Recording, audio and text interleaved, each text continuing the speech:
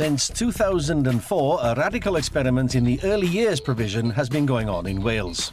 At over 40 schools across the country, they've been piloting a new play-based curriculum for 3 to 7-year-olds, and from 2008, it will be implemented in all schools. Welcome to the foundation phase.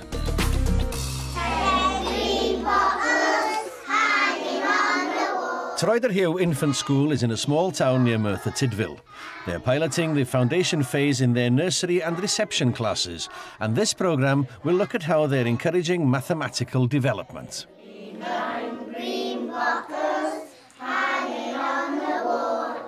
We decided when we found out we were a pilot school for the foundation phase that rather than work in isolation, it would be a really good idea to bring our early years into one unit.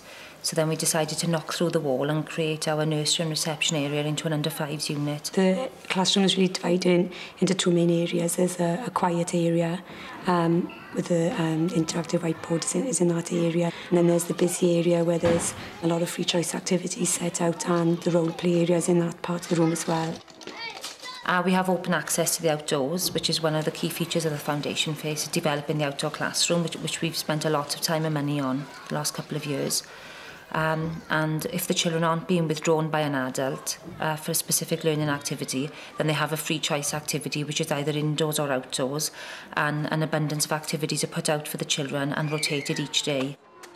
We've got a target sheet out there with numbers of 5, 10, 25 and 50, and this is an aiming activity where the children can focus on a particular number and then use the beanbag to aim at that particular number. And it's good for adding as well, and the children can total their scores, and it's a competitive game that the children enjoy doing. Which number are you going to try to hit? One in the middle, number 50. Okay, say number 50. Excellent. And then we moved on to the number dominoes, where the children use that as a free choice activity, where they've got numbers 1 to 6, and they match the numbers and they work as a team, so they're developing their personal and social skills, team building skills, and just helping each other to problem solve the number dominoes. I can see something, I can see... Having made the decision that we were going to change the curriculum in Wales and try and ensure that we benchmarked ourselves against the best in the world, we then had to look about, well, what we were going to put into this curriculum. And we decided that we wanted to focus on outcomes so that children could move through the curriculum, and as they developed a skill in an activity, that was registered and they could then move on to the next one. So they'd be encouraged to an extent to move at their own pace, but they'd be encouraged to develop to the best of their ability. We feel quite successful in what we're doing because the school has had an inspection, and the under-5s were highly praised in their delivery of the foundation phase, and that gives the school confidence to carry it forward. So we need to find the right numbers, though. We don't just want to build any old wall with all the numbers muddled up to it. We want to put the numbers in order, OK? So if we get really stuck, look, we've got a number line to help us. A key aspect of the foundation phase is the lower adult to pupil ratios. At Troederhew, this means that teachers withdraw small groups of children from their free choice sessions to do specific teacher-led activities. The day is set up into 5 45-minute work sessions. There are 8 members of staff in the under-5 unit, and there are 7 areas of learning for the foundation phase. And each week a member of staff is responsible for an area of learning, and then obviously we have a spare member of staff, so sometimes we double up on activities. What number would you like to do? I am. What number's that one? That's 6. Good girl. Go on then. Big down and a big ground. Hey! We're using a multi-sensory approach where the children are practicing recognising and forming numbers using sand, salt, shaving foam. We're using the water tray where the children can use the water to develop their number language. We're using all the areas that you can think of. There is a lot of forming numbers, but not necessarily pen to paper. It could be using the pens and using the interactive whiteboard to write numbers, multi-sensory approach, problem-solving skills. Not necessarily sitting down and pen to paper, but it's just whenever they're ready for it.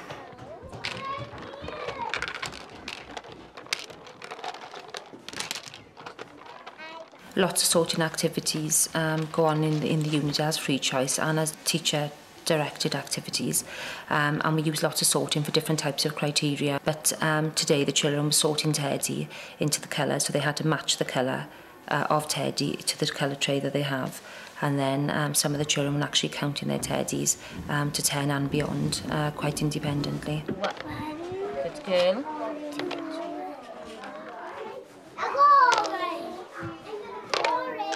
We don't push the children to form their numbers, but when we know the children can actually recite their numbers to 10 and beyond, then obviously we introduce the number to them then, so they need to recognise the number, and then we move on to forming numbers.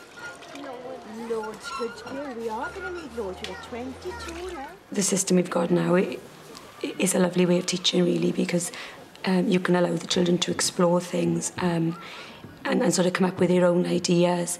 It just gives you a bit of freedom as well if they want to move something in a particular direction, if they've got a particular interest. You've got that freedom to go with that idea and follow it throughout the week. Right, boys and girls, this week now, what is Tilly and Timmy's favourite colour? Green.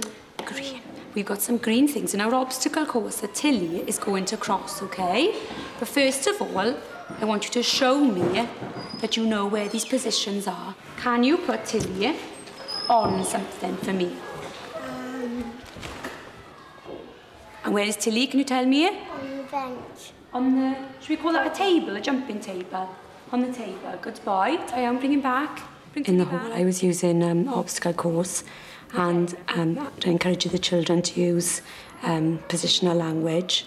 So I was introducing it to them, but then letting them choose their own route across the obstacle course, so that, and saying where they'd put the teddy bear. On the table. That's right, on the table. Good.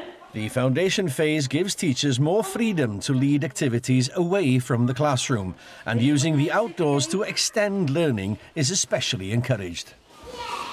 We've set up a fruit and veg shop in our eco village where the children have experience of buying and selling, using money, using the weighing scales, using mathematical language, and also bilingualism, as we speak about 20% of the day in Welsh as part of the foundation phase. 1, 2, 3. Faint o'r gloch, Mr. Blythe. This was a bilingualism activity where the children asked faint o'r gloch, Mr. Blythe, and then the child who was the wolf, who had a wolf badge on, had a clock, and they could say 1 o'r gloch or 1 o'clock, and then the children were waiting for the wolf to say amser cinio, and when it was dinner time, then obviously the wolf would chase the children to catch them.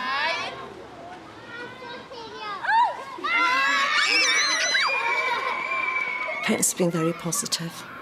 They report that their children are happy coming to school. They also report that the children are enthused in their learning, which is it's unusual to hear from parents. They are supportive of us. We meet with them many times. We keep them informed, and each new set of parents who come in, we keep informing them, because it is important that they know about the principles and practice of foundation phase. Some parents commented last year that, oh, she's not writing her name yet, she hasn't done this yet. And I've just said, well, that's because she's not ready. Same with numbers, the same with phonics. Our parents accept that. I think when they've got older brothers and sisters who haven't actually been through the foundation phase, or may have been formally taught to write their name at an earlier age, they compare to that, but no, they've been very supportive, and they understand the benefits, and they can see as the child goes through the unit that when those skills are laid down and the foundations are in place, that child's learning excels rapidly. I think at first it was a bit sort of unsettling because it was new, but I think parents are getting used to it now and used to the way. And I suppose for children who started from the nursery up, it's not so bad because they don't know, and the parents don't know any different now. But for the likes of us whose children have changed their learning, and like it's changed from when our older children was learning, then it's more difficult for us to get used to it. We've had very, very few concerns. If a parent does come to us to perhaps chat about the outdoors, the rainy weather, then we sit and explain and discuss the ethos. And every parent comes around to our way of thinking. It's getting used to the, organising and make sure they got appropriate clothing for the weather, because they are outside a lot doing activities in whatever weather really. I've only got one child and he's come straight into the foundation phase, which I'm very, very glad he's done. I feel as if I'm fortunate that he's gone straight in, and I think we're very fortunate to have this in this area.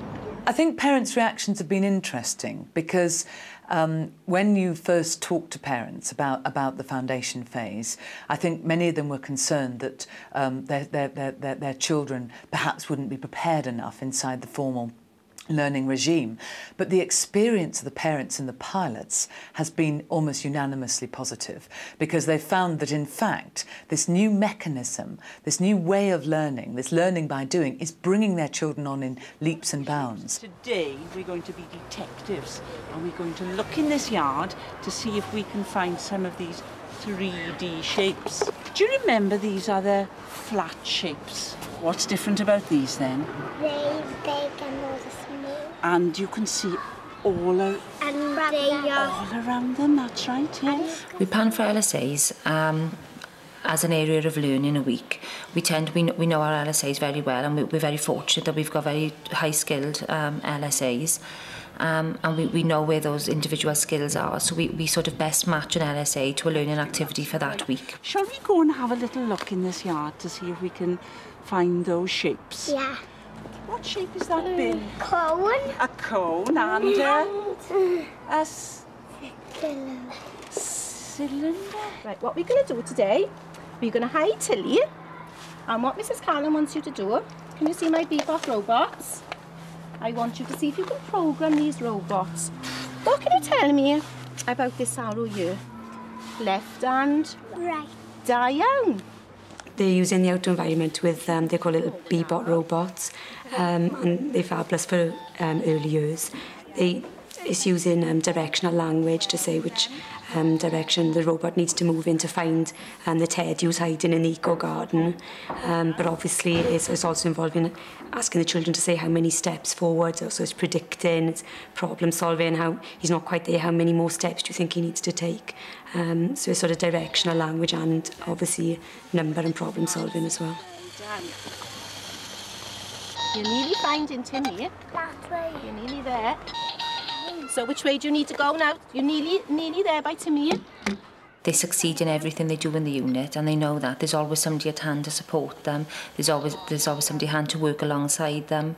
So they're succeeding in everything they do, and they're far more interested in the process of things that they do rather than the outcome, which is something that we've wanted to promote as a school for a long, long time.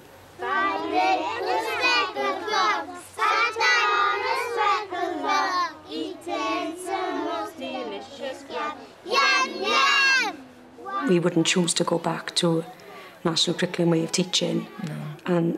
And if we feel that as teachers, then it would be hard to see any teachers, wherever they are, would disagree with us. We feel privileged that we've had the opportunity to be a pilot school, and we've really enjoyed the experience. It's been a long journey, but it's been a really valuable and worthwhile one.